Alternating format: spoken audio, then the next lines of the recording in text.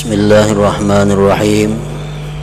Alaihi wasallam bersabda, salasatun yaumal qiyamah ala kathibin min miskin aswada la yahuluhum hisabu wa la yanaluhum faza' hatta yufraga mimma bainan nas. Rajulun qara'al Qur'ana batigha'a wajhillahi azza wa jalla wa amma biqaumin wa hum bihi radun. Wa rajulun azzana fi masjidin da'a ila Allah azza wa jalla batigha'a wajhillah. Wa rajulun ubtuliya birrizqi fid dunya falam yashghalhu dhalika an amalil akhirah. Artinya, 3 orang pada hari kiamat di padang mahsyar, maksudnya di atas unggukan dari kesturi, tumpukan kecil, tumpukan yang halus daripada gunung. 3 orang pada hari kiamat di atas unggukan dari kesturi hitam. Kesturi hitam minyak harum, minyak harum kesturi, misik, minyak harum yang sangat mahal harganya, yang nanti digunakan di surga. Mereka tidak diributkan oleh perhitungan amal, kata dihisap, kata dihisap.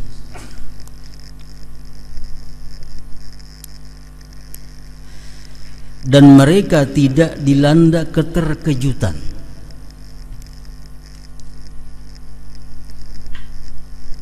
Sehingga selesai apa yang terjadi di antara manusia. 3 kelompok manusia ini, orang berada di atas tanah-tanah biasa, sedangkan mereka berada di setumpukan minyak wangi, misik di padang mahsyar. Yaitu pertama, seseorang yang membaca Al-Quran karena mengharap ridha Allah Azza wa Jal, ia mengimami suatu kaum dan mereka ridha kepadanya. Artinya orang ini suka membaca Al-Quran semata-mata karena Allah, dan dia jadi imam, dan makmum senang dengan dia.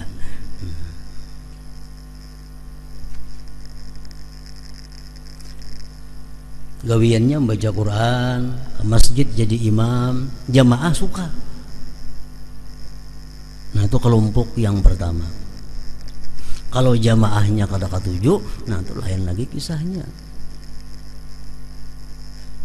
Maksudnya jamaah ketujuh itu mu'zamuhum, sebagian besar. Kada serana semua jamaah apa ketujuh, mu'zam, sebagian besarnya. Artinya jamaahnya orang 50, 30 lebih nang ketujuh inya itu jadi imam. 20-nya itu kada jadi masalah lagi. Nah, kalau sebagian besar orang kada ketujuh inya jadi imam, nah ini dilaknat oleh Allah Subhanahu wa taala. Hadis menyatakan, salah satu la'anahumullah, 3 orang yang dilaknat oleh Allah. 1, man taqaddama qauman wa hum lahu karihun, orang yang jadi imam padahal makmum tidak senang.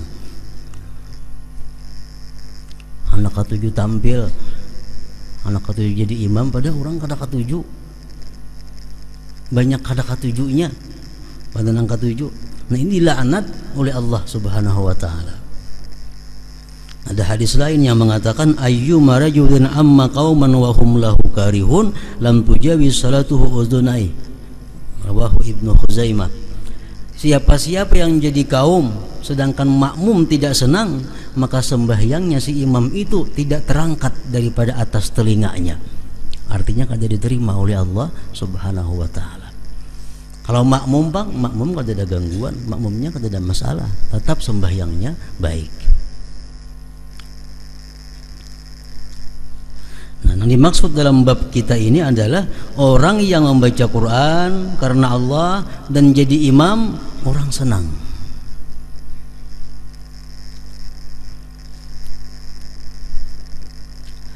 Yang kedua, wa rajulun adzana fi masjidin da'a ila Allah azza wa jal ibtigha'a wajhillah.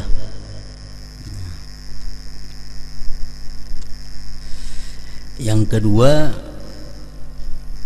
seseorang yang azan di masjid, ia menyeru kepada Allah Azza wa Jalla karena mencari keridhaan Allah. Jadi inya azan di masjid itu semata-mata karena Allah, karena ada harapan untuk mendapatkan dunia, karena ada harapan untuk mendapatkan honor, untuk mendapatkan gaji, semata-mata karena Allah.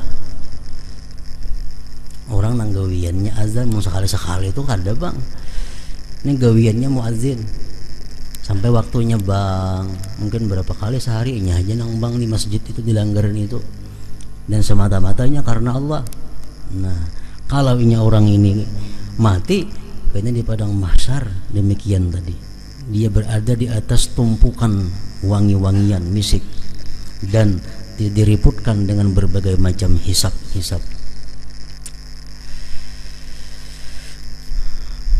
Yang ketiga, dan seseorang yang diberi cobaan dengan rezeki di dunia, namun rezeki itu tidak menyibukkannya dari amal akhirat.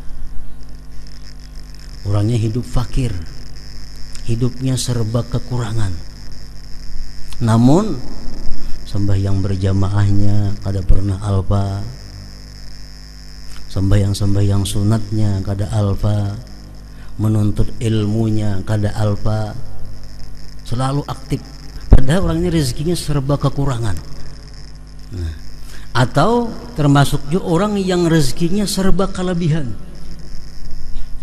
banyak berisi dagangan, banyak berisi toko, banyak berisi perusahaan macam-macam, tapi sembahyang berjamaahnya kada ketinggalan, sembahyang sunatnya kada ketinggalan, menuntut ilmunya kada ketinggalan.